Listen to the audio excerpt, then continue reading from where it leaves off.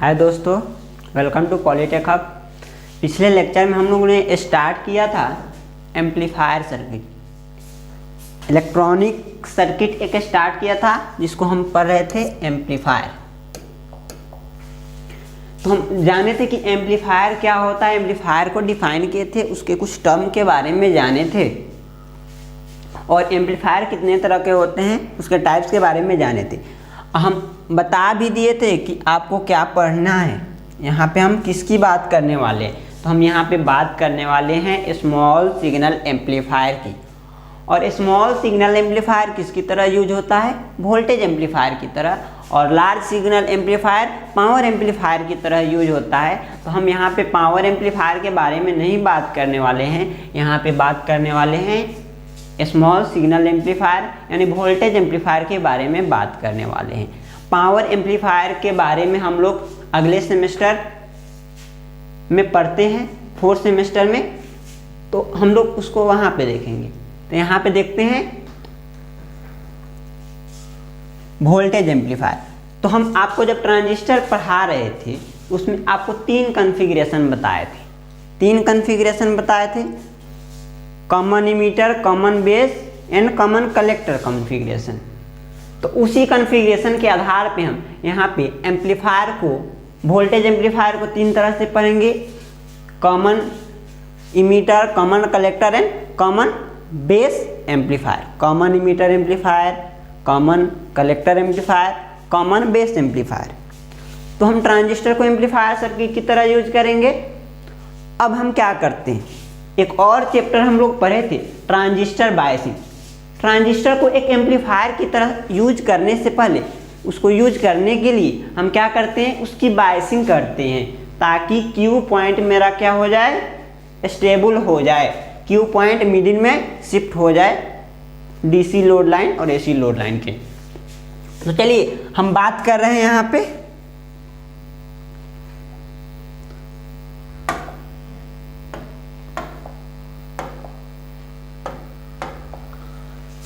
Common emitter amplifier की। तो common emitter configuration जब हम लोग पढ़े थे तो क्या करते थे, इमीटर को कॉमन रखते थे इनपुट और आउटपुट के बीच।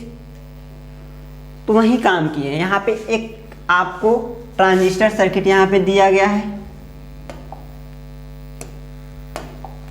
यहाँ पे ट्रांजिस्टर सर्किट दिया गया है। तो ये हो गया ट्रांजिस्टर। कौन सा ट्रांजिस्टर है, एनपीएन ट्रांजिस्टर। यहाँ पे एरो का साइन दिया हुआ है, तो ये इमीटर टर्मिनल, ये कलेक्टर टर्मिनल, और ये हो गया बेस टर्मिनल, ये कलेक्टर टर्मिनल, ये इमीटर टर्मिनल। इतना क्लियर है। अब हम क्या करते हैं, बायसिंग करते हैं। तो यहाँ पे तो कलेक्टर पे रेजिस्टेंस हमेशा रहता है, तो हमारे पास बहुत सारे बायसिंग के मेथड है। हम यहाँ पे यूज किए हैं, चारों आर्म में हम क्या किए हैं, रेजिस्टेंस को कनेक्ट किए हैं, चारों आर्म में रेजिस्टेंस को कनेक्ट किए। तो आप बताइए कौन सा बायसिंग का मेथड है। तो आप बोलेंगे सर ये तो वोल्टेज डिवाइडर बायसिंग है। तो यहाँ पे हम बायसिंग कर रहे हैं क्यू पॉइंट को जो फिक्स करने के लिए, क्यू पॉइंट को मिडिल में रखने के लिए हम क्या कर रहे हैं, ये बायसिंग R1, R2, RE जो यूज कर रहे हैं, RC। तो RC तो सब में रहता है, ये बायसिंग के लिए नहीं यूज करते हैं। ये तो कलेक्टर का रेजिस्टेंस है।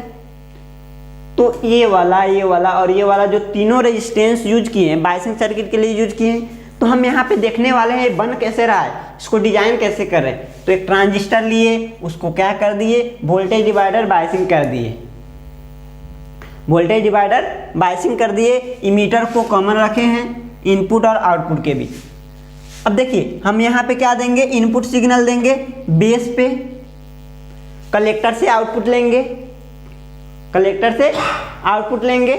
यही तो करते हैं कॉमन इमीटर एम्पलीफायर में, कॉमन इमीटर कॉन्फ़िगरेशन में। तो चलिए यहाँ पे बेस में हमको क्या करना है, इनपुट अप्लाई करना है। तो ये इनपुट सिग्नल है, यहाँ से हम आउटपुट लेने वाले हैं, ये हो गया RL, इसके क्रॉस हमको आउटपुट मिलेगा, आउटपुट।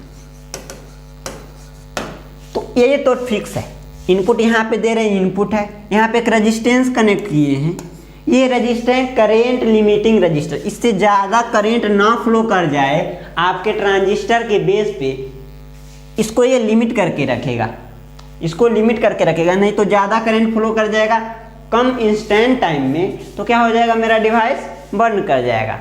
तो उस करंट को ये लिमिट कर रहा है। तो इतना तो पता चल गया, ये सब सर्किट जान गए, ये जान गए। तो ये क्या है, ये क्या है और ये क्या है, इसके बारे में जानना है हमको। ये पता है कि R1 ये यूज किए हैं, R1 R2 ये बायसिंग सर्किट के लिए, ये इमीटर रेजिस्टेंस है, ये कलेक्टर रेजिस्टेंस है, ये लोड रेजिस्टेंस है। यहाँ से आउटपुट ले रहे हैं, यहाँ पे इनपुट दे रहे हैं। इतना सब तो क्लियर है।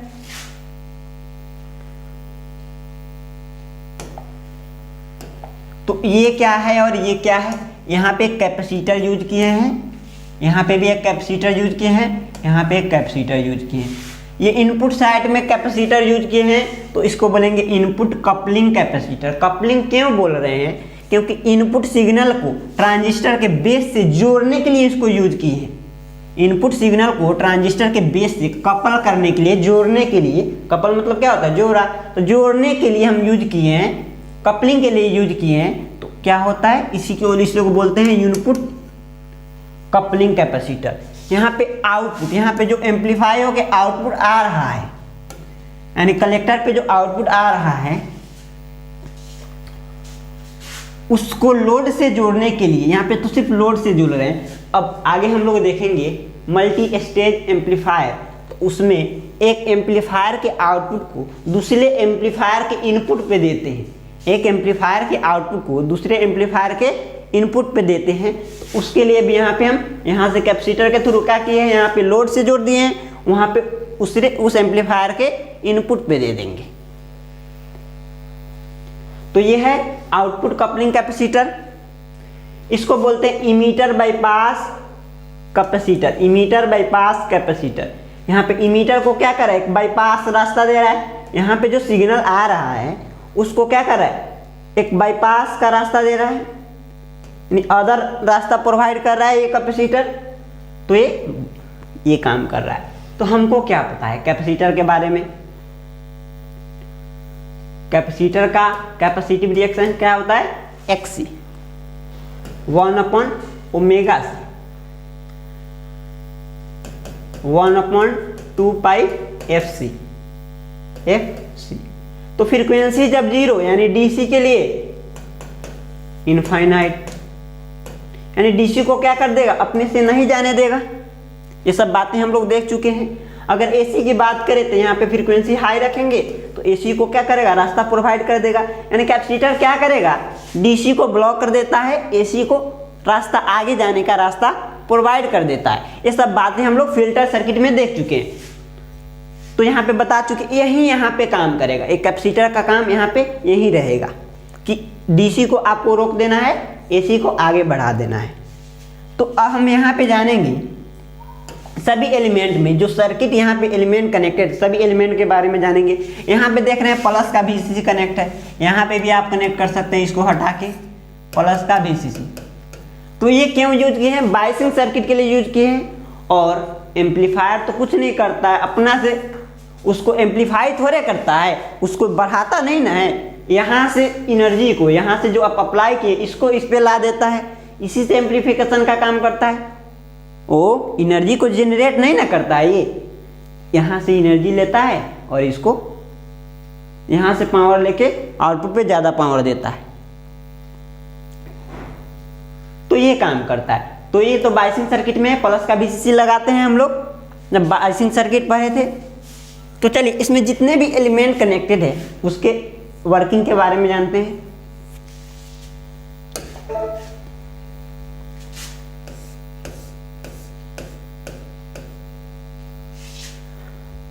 तो देखिए, the circuit consist of different circuit component, the function of these components are as follow. इसमें जितने भी सर्किट कनेक्ट हैं उनके फंक्शन को हम लोग देखेंगे। तो पहले बोले बायसिंग सर्किट, फर्स्ट है बायसिंग सर्किट।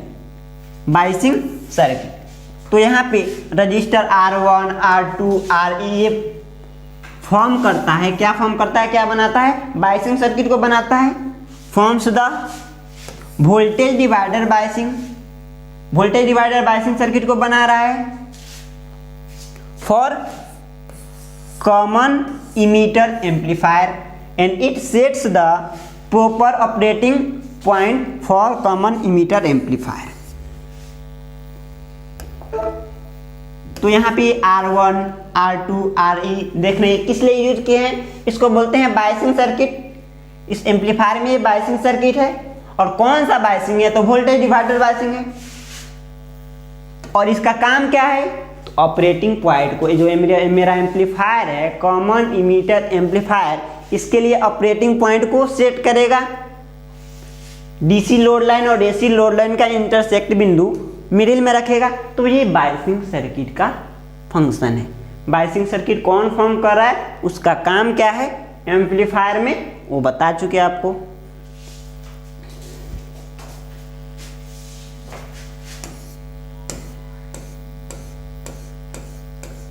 अब आप देख रहे थे इनपुट साइड में, जहां पे आप इनपुट अप्लाई कर रहे थे, वहां पे कैपेसिटर इंक्लूड किए थे, कैपेसिटर को ऐड किए थे बेस पे देने के लिए, सिग्नल को बेस पे कनेक्ट करने के लिए कैपेसिटर के थ्रू कनेक्ट किए हैं। तो इनपुट कैपेसिटर C1 उसको बोले हैं, C1 लिखे हैं। तो देखिए C1 couples the input to the base of the transistor. एक इनपुट क्या करता है, एक C1 इनपुट के सिग्नल को, इनपुट पे जो आप सिग्नल दे रहे हैं उसको जोड़ता है, किससे, ट्रांजिस्टर के बेस से जोड़ता है, ट्रांजिस्टर के बेस पे देता है। It blocks only DC component present in the signal। ये क्या करता है, डीसी को रोक देता है।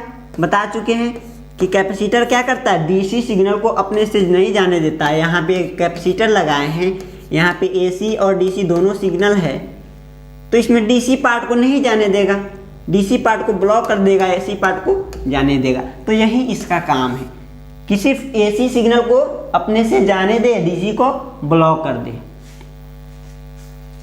And passes only AC signal for amplification. तो इसका काम क्या है, इनपुट सिग्नल को ट्रांजिस्टर के बेस से जोड़ने का काम करता है, और डीसी सिग्नल को क्या करता है, ब्लॉक कर देता है, अपने से नहीं जाने देता है, आगे नहीं जाने का रास्ता देता है, और एसी सिग्नल को जाने देता है। क्योंकि हमको एम्पलीफाई करके क्या करना है, सेम सिग्नल जैसा आप इनपुट पे अप्लाई करें वैसा देना है, तो इसलिए। अब देखिए emitter bypass capacitor, emitter bypass capacitor, यहाँ पे देखिए इमीटर को बाईपास करके यहाँ पे कैपेसिटर दिया है रास्ता। तो चलिए इसका फंक्शन क्या है,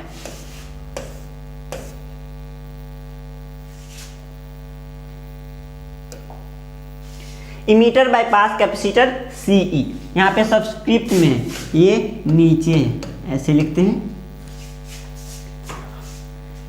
CE is connected in parallel with emitter resistance RE के पैरेलल में कनेक्ट किए हैं to provide a low resistance या रिएक्टेंस बोल सकते हैं, क्योंकि जब AC में जाते हैं तो रिएक्टेंस हो जाता है।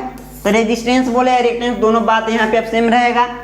Provide low reactance path to the amplification amplified AC के लिए क्या करता है, लो रेजिस्टेंस का पाथ प्रोवाइड करता है। देखिए कैसे प्रोवाइड करता है, यहाँ पे आप लगाए हैं, ऐसा कुछ सर्किट है,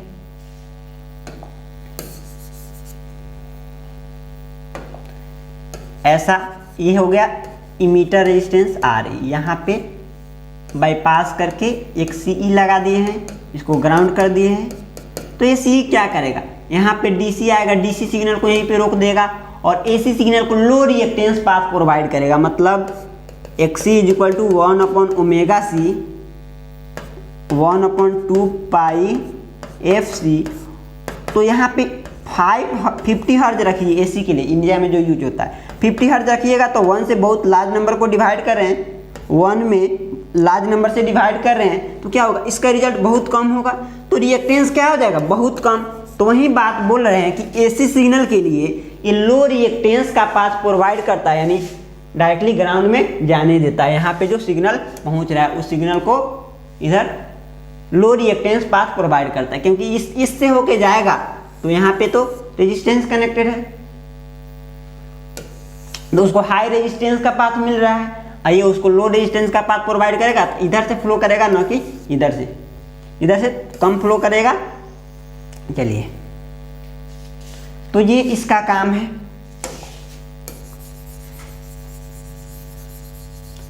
एम्पलीफायर्ड एसी को लो रिएक्टेंस पाथ प्रोवाइड करता है। This will reduce the output voltage and reducing the gain value. और ये क्या करता है, जिससे आउटपुट वोल्टेज मेरा रिड्यूस हो जाता है और गेन का वैल्यू भी मेरा क्या हो जाता है, रिड्यूस हो जाता है। तो ये था मेरा थर्ड एलिमेंट जो एम्पलीफायर सर्किट में यूज हो रहा है। चलिए, अब ये है fourth element, output coupling capacitor. तो कैपेसिटर का काम क्या है, कपल करना, जोड़ने के लिए यूज कर रहे हैं। तो C2 couples the output of the amplifier, amplifier के आउटपुट को कपल करेगा, किससे कपल करेगा, किससे जोड़ेगा, लोड से जोड़ेगा, टू द लोड से कपल करेगा, या और to the next stage of the amplifier. जब आप मल्टी स्टेज एम्पलीफायर आपको पढ़ाएंगे आगे, तो उस समय ये C2 किसको करेगा, लोड से न जोड़ेगा, ये दूसरे एम्पलीफायर को इनपुट पे फर्स्ट एम्पलीफायर का इनपुट को, फर्स्ट एम्पलीफायर का यहाँ पे जो आउटपुट है उसको सेकेंड एम्पलीफायर के इनपुट से जोड़ने के लिए यहाँ पे C2 का इस्तेमाल करेंगे हम लोग। तो इसको लोड से कपल करने के लिए यूज कर सकते हैं आउटपुट को, या आउटपुट को अगले स्टेज के एम्पलीफायर के इनपुट पे जोड़ने के लिए हम कर सकते हैं। और ये क्या करेगा, डीसी को ब्लॉक करेगा, it blocks DC in passes only AC part of the amplifier signal. तो जो एम्पलीफायर सिग्नल है उसको, उसमें से डीसी कंपोनेंट को ब्लॉक करेगा और एसी कंपोनेंट को आपके आउटपुट पे जाने देगा। तो ये है common emitter amplifier, common emitter amplifier, common emitter amplifier. तो चलिए, ये कॉमन इमीटर एम्पलीफायर है, जितने भी एलिमेंट कनेक्टेड है सबके बारे में जान चुके। अब देखिए थोड़ा काम कैसे करता है, इसको थोड़ा देखते हैं। तो आप क्या करते हैं, जितने भी बात आप क्या करें, यहाँ पे इनपुट सिग्नल दे रहे हैं, यहाँ से गया, ये क्या किया, डीसी कंपोनेंट को रोक दिया, एसी कंपोनेंट को ट्रांजिस्टर के बेस पे दिया। ये बायसिंग सर्किट क्या किया, बायसिंग सर्किट क्या किया, ऑपरेटिंग पॉइंट को सेट कर दिया ताकि आपको फेथफुल एम्पलीफिकेशन मिल पाए। जैसा सिग्नल इनपुट पे अप्लाई कर रहे हैं वैसा ही सिग्नल एम्पलीट्यूड में उसका बढ़ जाए एम्पलीट्यूड, और सेम वैसे शेप का ही मिले, यानी फेथफुल एम्पलीफिकेशन हो, उसके लिए इसको कर रहे हैं। अब देखिए यहाँ पे अब जब सिग्नल पहुँचा तो ये इधर जो सिग्नल फ्लो करेगा वो ग्राउंड में जाना चाहिए, तो इधर से जाएगा तो पावर लॉस होगा, पावर लॉस होगा, रेजिस्टेंस से जाएगा, क्योंकि रेजिस्टेंस में क्या होता है, पावर लॉस होता है। इसमें कोई पावर लॉस नहीं होता है, इसमें एक्टिव पावर नहीं आता है। तो ये पावर लॉस इसमें होता है, तो इधर से जाएगा तो पावर लॉस होगा, तो मेरा क्या होगा, डिवाइस हिट होगा। तो उसके लिए क्या करते हैं, यहाँ से देखिए लो, यहाँ पे कैपेसिटर कनेक्ट कर दिए, डायरेक्टली उसको ग्राउंड कर दिया, लो रेजिस्टेंस पास कर दिया, तो जल्दी से करेंट आपका क्या हो गया, ग्राउंड में चला गया, तो आपका डिवाइस हिट होने से बच गया। अब देखिए यहाँ पे ट्रांजिस्टर क्या किया, अब एम्पलीफायर कर दिया, यहाँ पे अब आ गया, एम्पलीफायर करके यहाँ पे एम्पलीफाइड होकर आउटपुट आ गया। अब इसको आपको क्या करना है, लोड पे ले जाना है, जो आपका डिवाइस है उस पे ले जाना है, जो आपका डिवाइस है उस पे ले जाना है। तो आप क्या करते हैं, एक कैपेसिटर के थ्रू उसको जोड़ देते हैं, कैपेसिटर के थ्रू उसको जोड़ देते हैं, तो आपका ये आउटपुट के अक्रॉस मिल जाता है, आपका आउटपुट के अक्रॉस मिल जाता है। तो नेक्स्ट लेक्चर में हम लोग अगले एम्पलीफायर की बात करेंगे। तो ये एम्पलीफायर जब आप देखते हैं, माइक में आप बोलते हैं हेलो हेलो, माइक में आप कुछ स्लो में बोलते हैं उसके आपकी आवाज़ को बहुत ज़्यादा बढ़ा देता है, उसको आप लाउड सुनाए तो वहीं एम्पलीफायर यहीं यूज होता है, यहीं एम्पलीफायर यूज होता है। इनपुट पे आप लो सिग्नल देते हैं, आउटपुट पे हाई सिग्नल मिलता है, तो इसके पहले आपका क्या लगा रहता है, इसको ट्रांसड्यूसर लगा रहता है। आप बोलते हैं तो इलेक्ट्रिकल सिग्नल होता नहीं है, वो इलेक्ट्रिकल सिग्नल नहीं होता है, तो इस सिग्नल को इलेक्ट्रिकल में बदलने के लिए ट्रांजिस्टर लगा होता है, तो वो वहाँ से ट्रांसड्यूसर कनेक्ट होता है, तब यहाँ से आपका प्रोसेस स्टार्ट होता है। और अंत में भी ट्रांजिस्टर लगा हुआ होता है, क्योंकि आप बोल रहे हैं आवाज़, आपको आउटपुट पे इलेक्ट्रिकल सिग्नल मिल रहा है, आपको साउंड ही ना सुनाई देना चाहिए, तो आउटपुट पे भी एक क्या होता है, ट्रांसड्यूसर लगा रहता है, जो आपको सिग्नल को कन्वर्ट करने का काम करता है। तो ठीक है, मिलते हैं हम लोग नेक्स्ट लेक्चर में।